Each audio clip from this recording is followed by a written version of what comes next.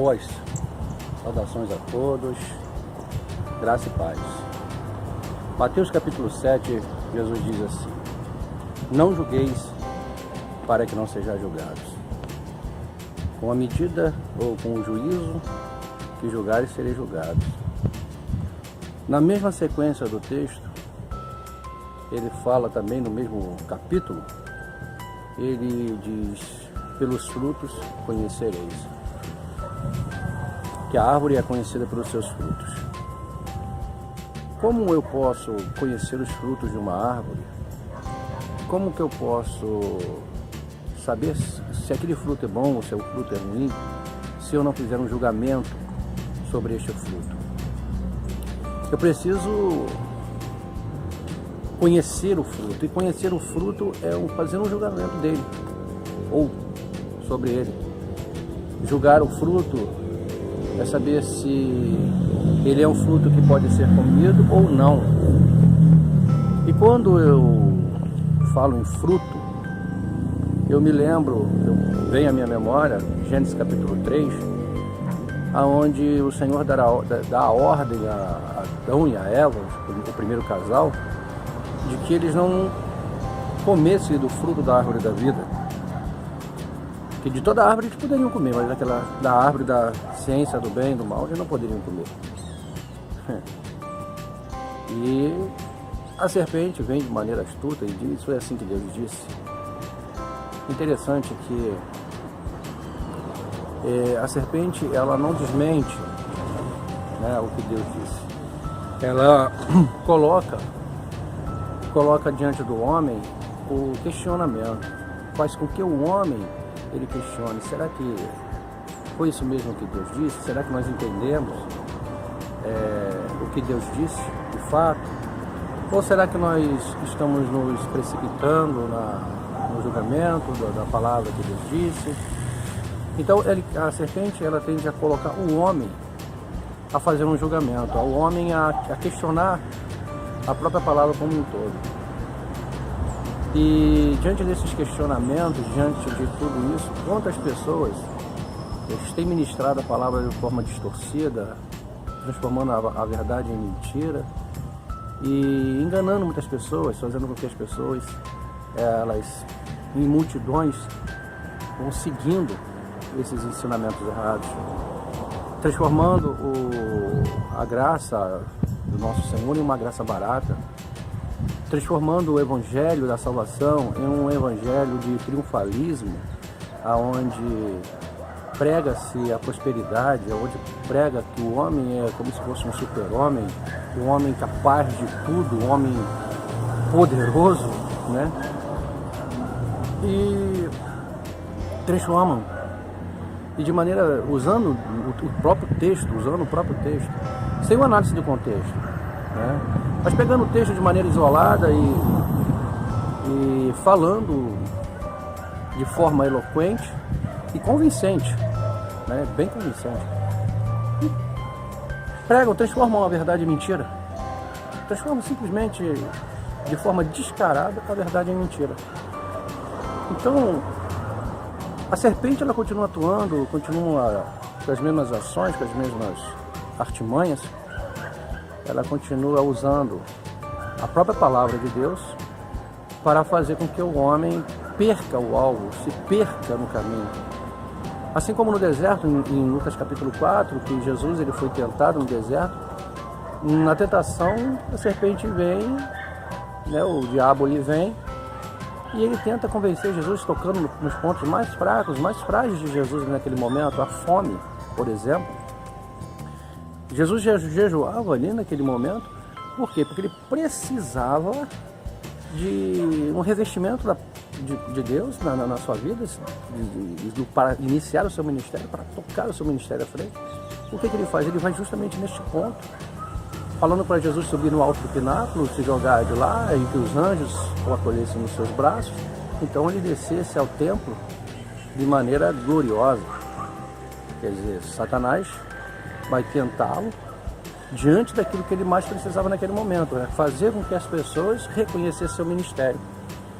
Ele tenta na fome, ele tenta no triunfalismo humano, oferecendo a Jesus todos os reinos da terra, dizendo que se Jesus tivesse o domínio sobre todos os reinos da terra, seria ele reconhecido.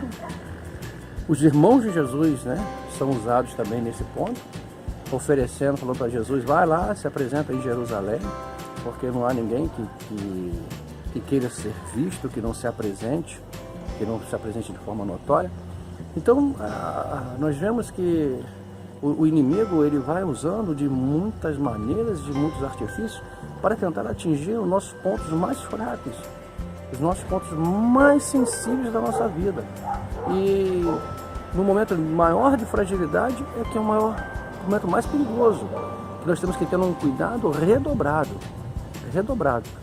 E quando eu leio essa passagem, os frutos conhecereis, nós temos que ter muito cuidado, porque como que eu posso assentar um banco e ficar ouvindo uma mensagem da qual eu sei que é distorcida, da qual eu sei que é uma mentira, da qual eu sei que é uma mentira disfarçada, né? Uma mensagem bonita e mais disfarçada, cheia de pontos que são pontos de interrogações.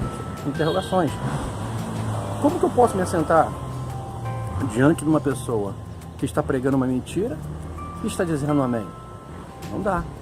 Então Jesus disse, pelos frutos conhecereis. Porque não existe árvore má que produza frutos bons. E não existe árvore boa que produza frutos bons, frutos maus. Então, se o Senhor Jesus nos adverte acerca disso, tome cuidado com os frutos. O apóstolo Paulo lhe disse que depois da sua partida viriam lobos devoradores, lobos cruéis, que não teriam piedade do rebanho. Hoje nós temos visto lobos cruéis que não têm piedade do rebanho. Já se prega o trízimo, já se prega graça barata, fala-se sobre o amor de Jesus, mas não se fala-se da sua justiça.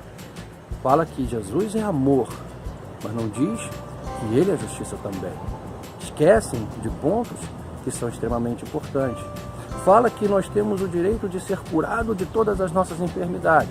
E se você não está sendo curado, é porque existe alguma coisa, está faltando alguma coisa. Oferta mais, você está retendo as suas ofertas, oferta mais, dê mais. Olha aqui, faça o seu sacrifício, pague o preço. E ainda diz que se depois de tudo isso feito, não aconteceu o milagre, é porque você está em pecado.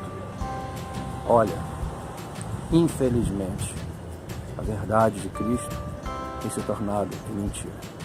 As pessoas têm transformado a verdade de Cristo em mentiras. Tenhamos muito cuidado.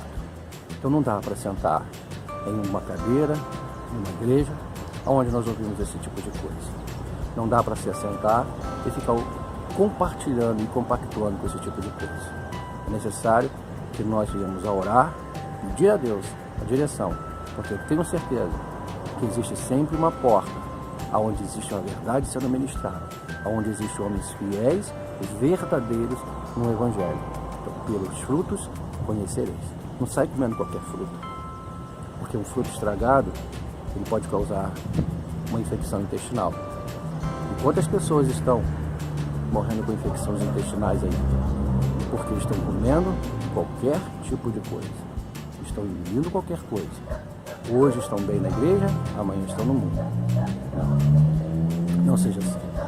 Nós precisamos ser firmes e constantes até a vinda do nosso Senhor e Salvador Jesus Cristo. Em breve ele virá. Mas analise os frutos. Jesus disse, não julgueis para que não sejais julgados. Nós não temos o direito de julgar a ninguém.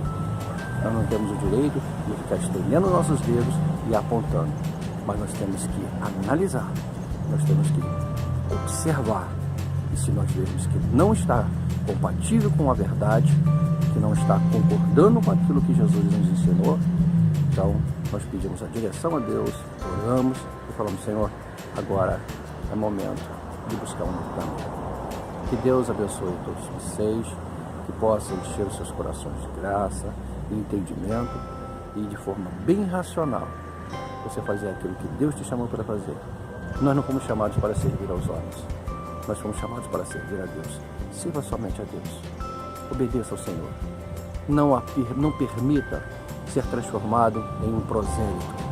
Você é algo especial diante de Deus. Você é uma pessoa especial diante dos olhos do Senhor. Jesus não verteu seu sangue para te transformar em um prosélito. Jesus te chamou e verteu seu sangue para te convidar. Vinde a mim, vós que estáis cansado e oprimido, porque eu vos aliviarei. Amém? Guarde essa palavra no seu coração. Medite sobre ela. Eu tenho certeza que grandes coisas o Senhor há de fazer em sua vida. Em nome de Jesus. Amém.